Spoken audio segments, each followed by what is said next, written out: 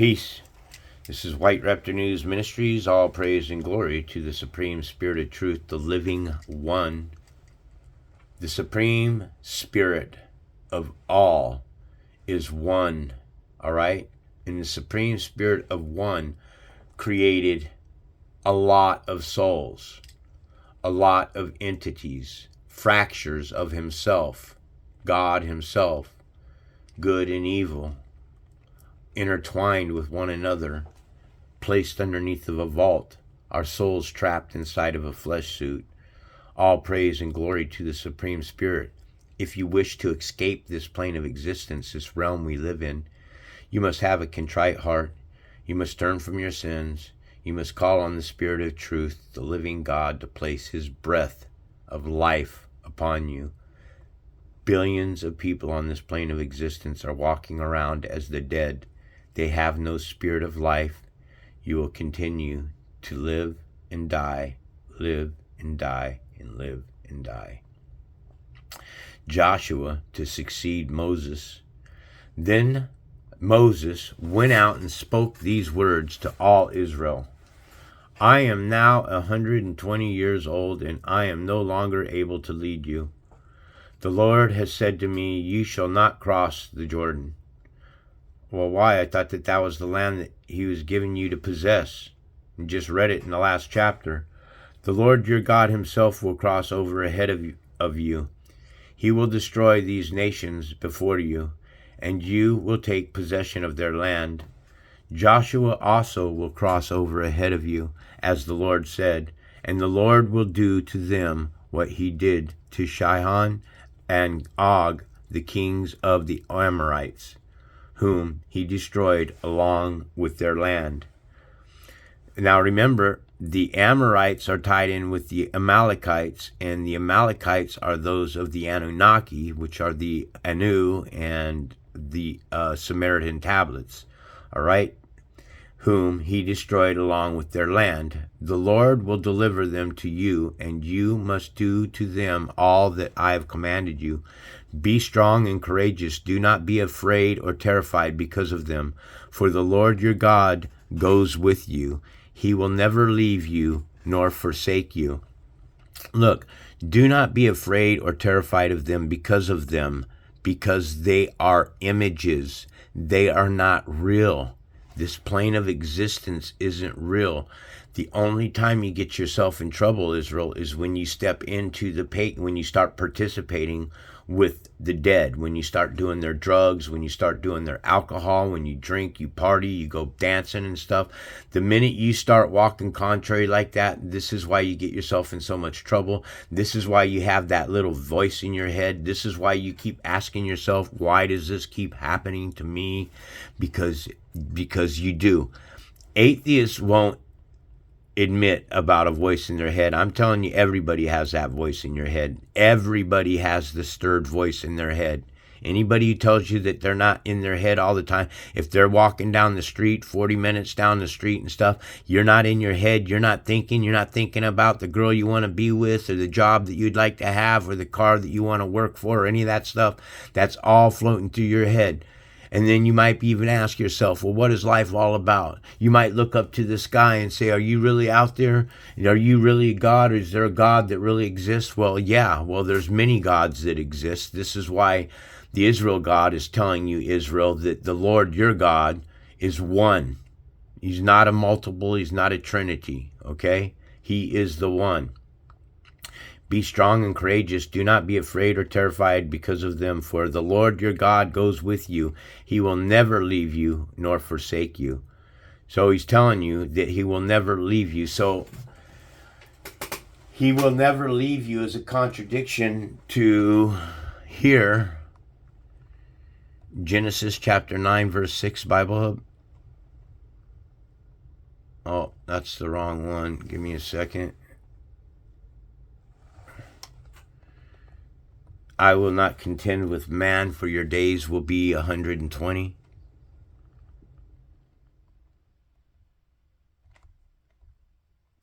So the Lord said, my spirit will not contend with man forever, for he is mortal.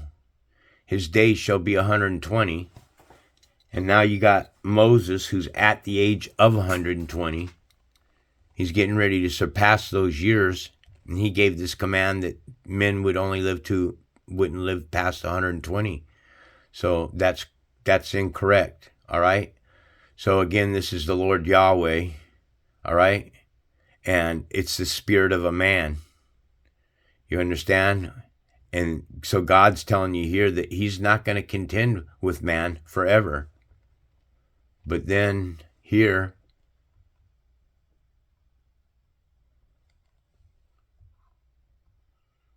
the Lord himself goes before you and will be with you.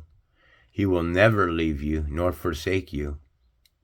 If he's never going to leave you, then why is he telling you that he will not contend with man forever? That's a contradiction.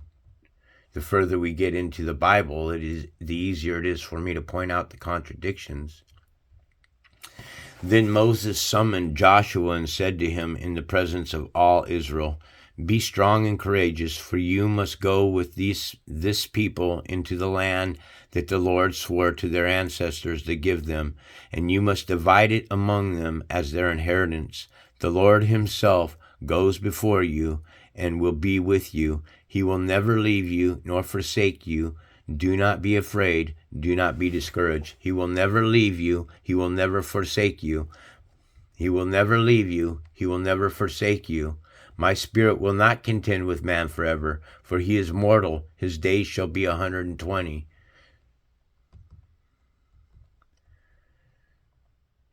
Public reading of the law. So Moses wrote down this law and gave it to the Leviticus priest, who carried the Ark of the Covenant of the Lord.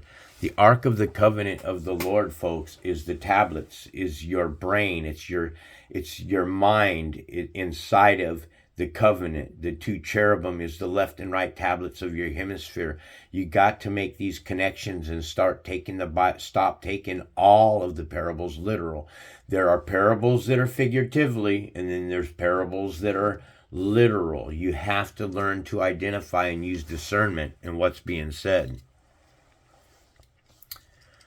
So Moses went down the covenant, the Ark of the Covenant of the Lord, into all the elders of Israel. Then Moses commanded them, at the end of every 7 years, in the year for canceling debt, during the festival of the tabernacles, when all Israel comes to appear before the Lord your God at the place he will choose, you shall read this law before them in their hearing. Assemble the people, men, women, and children, and the foreigner residing in your towns. The foreigner residing in your town is the Gentile nations. They're the strangers. They're the aliens. They're the AI. They are the alien invasions. They are the artificial intelligence. They are Jesus coming down on a cloud, residing in your town. The cloud is the iCloud. The cloud is the quantum computer. Everything is pushing AI now. AI. You get hit by a car, don't call an attorney. Contact AI. AI. The AI is an alien invasion, folks, of artificial intelligence. An alien invasion of artificial intelligence, okay? When all Israel comes to appear before the Lord your God at the place he will choose, you shall read this law before them in their hearing. Assemble the people, men, women, and children, and the foreigner residing among your towns, so that they can listen and learn to fear the Lord your God and follow carefully all the words of his law. Their children who do not know this law must hear it and learn to fear the Lord your God as long as you live in the land you are possessing in the Jordan to possess. So it just said up here that you're not getting the land. You're not going into the Jordan, or the last chapter that I read. Okay, Israel's rebellion predicted. Well, the Lord said to Moses, now the day of your death is near. Call Joshua and present themselves at the tent of meeting, where I will commission him. So Moses and Joshua came and presented themselves at the tent of meeting. Then the Lord appeared, Yahweh. This is how come it appears. Because God says that no man can see his face and live. Exodus chapter 33, verse 20, Bible Hub.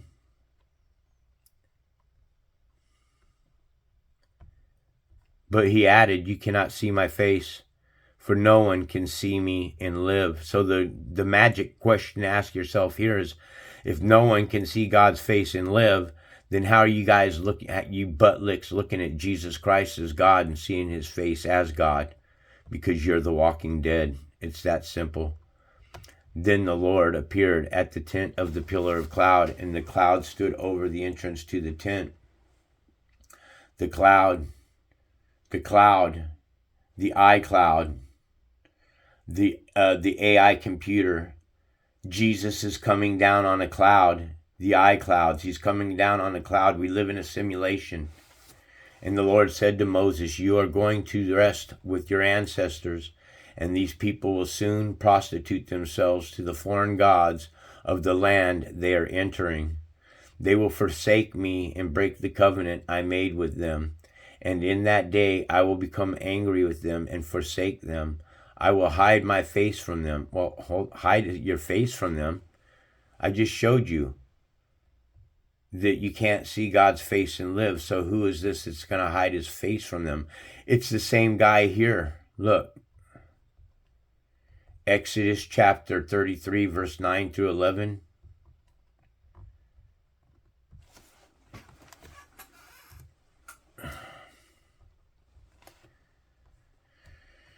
Right here, 9 through 11. As Moses went into the tent, the pillar of the cloud would come down and stay at the entrance while the Lord spoke with Moses.